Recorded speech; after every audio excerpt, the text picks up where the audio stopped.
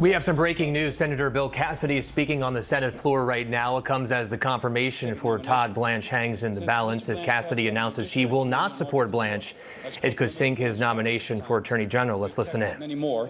I just got off the phone with him. I've spoken multiple times to Senators Murkowski, Collins, and Tillis. Senator Whitehouse shared his concerns.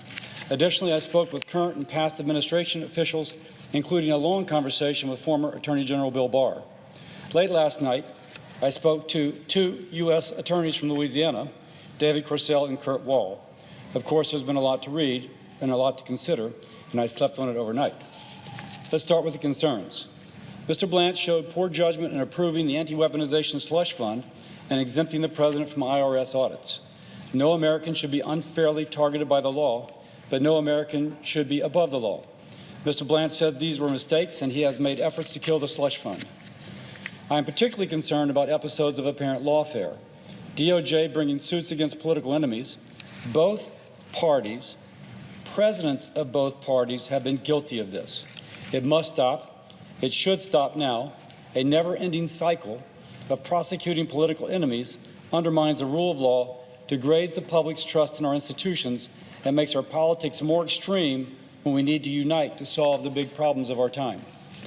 I'm not entirely satisfied where this is, and I have no doubts that I'll have concern in the future. I will note that I've learned that some of the cases that have been publicly reported to be under investigation by the Department of Justice have been dismissed or are no longer being pursued. I am realistic that President Trump can be unrelenting on this, but this will be true no matter who the Attorney General is, and this is the rationale for having a Senate-confirmed Attorney General with more leverage to push back. I will also note that Mr. Blanche is criticized for things over which he has no control. He points out that he has been criticized for presidential pardons given to January 6 rioters, some of whom assaulted police officers. Many of us were here then. But this is a presidential prerogative, and he is not the president. He also points out that he can advise the president, but the president is not obligated to take his advice. That is the same thing that former Attorney General Barr said in a separate conversation. And Mr. President, I can absolutely believe that President Trump at times would not take advice. But even critics admit that Mr. Blanche knows the law and is a hands-on administrator. He has instructed U.S. attorneys to focus on violent crime, human and drug trafficking, and fraud in programs like Medicare and Medicaid.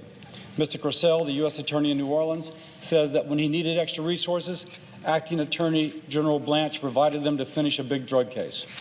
Both Mr. Corsell and Mr. Wall said that DOJ has accountability measures for each prosecutor in their office, and that there are weekly calls between their offices and DOJ to review the performance of each prosecutor. That morale was high, not despite the accountability measures, but because of the accountability measures. More cases were being processed and convictions being obtained. David Corsell spoke of almost $1 billion in fraud being recovered for the U.S. taxpayer from health care fraud. Both men said that having a permanent Senate-confirmed Attorney General was important. I cannot overstate Mr. Wall's and Mr. Corsell's support for Mr. Blanche. When former Attorney General Bill Barr endorsed Mr. Blanche, he said Mr. Blanche will run the department as effectively as anyone can under President Trump. Some have called that faint praise. I don't think that it is.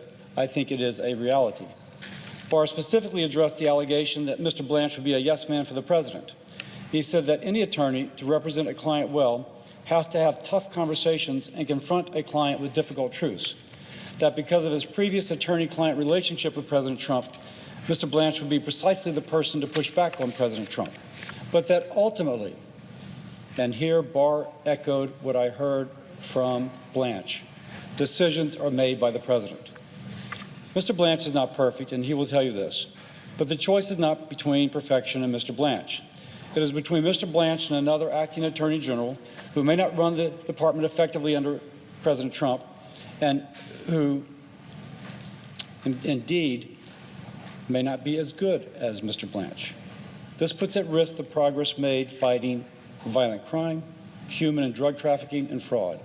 And this does not serve the American people well. This is not a referendum on President Trump. It is a decision regarding Mr. Blanche in very specific circumstances. All considered, I will vote for Mr. Blanche. I'll be criticized for this vote. What's new? But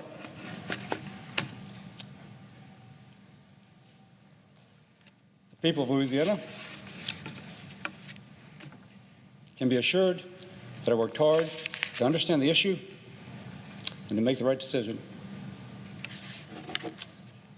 With that, I yield. President. Senator from Oregon. Mr. President, I fully support taking tougher action. Well, you were watching an emotional Senator Bill Cassidy there announcing that he will vote in favor of confirming Todd Blanche for Attorney General. It comes after two Republican senators said that they would vote against. That would be Susan Collins and Lisa Murkowski. Let's bring in Jay O'Brien, who is in D.C. with more. So, Jay, where does this leave Blanche's nomination right now? Yeah, Perry, we're standing here outside of Bill Cassidy's office, hoping he'll make his way back here. But it means that Blanche's chances to be confirmed are much higher now. In fact, he could be on a path even to confirmation, because 3 no votes would have tanked Blanche's chances. And already 2 Republican senators had indicated they would oppose him, Lisa Murkowski of Alaska and Susan Collins of Maine. And so all eyes were on Bill Cassidy to see what he would say in this floor speech. And a few things that stood out to me. First and foremost, Cassidy acknowledged he has a history with President Trump. He voted to convict President Trump in his second impeachment. Trump backed a primary challenger against Cassidy. But he said despite all that, the decisions are made by President Trump, and he believes that in some instances, while he's concerned about weaponization of the Justice Department, he believes that Todd Blanche could push back on President Trump and try to blunt some of the president's instincts. And so despite Cassidy saying that he does have his concerns about the weaponization of the DOJ, about potential compensation for January 6 rioters, he will vote for Todd Blanche. Jay O'Brien, thank you. We will have continuing updates right here on ABC News Live throughout the day.